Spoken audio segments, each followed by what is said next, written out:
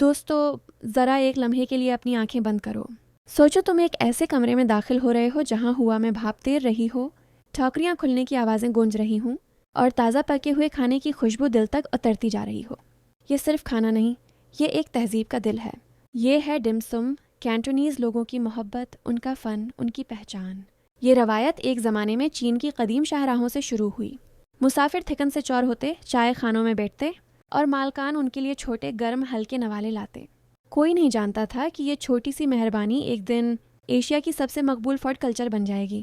Dim سم بنانے کا عمل کسی عبادت سے کم نہیں.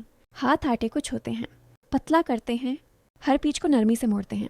ایک غلط موڑ، ایک لمحے کی بے دھیانی اور پورا ڈمپلنگ ناکام.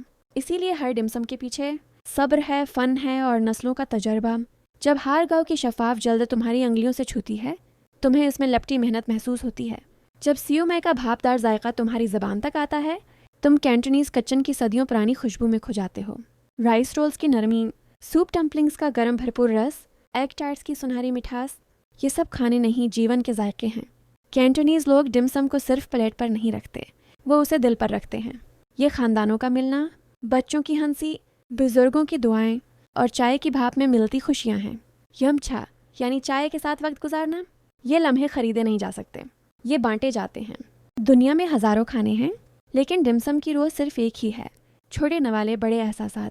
جیسے ہر ٹوکری کہتی ہو، وقت کم ہے، خوشبو محسوس کرو، نوالا آہستہ سے کھاؤ، لمحہ جیو.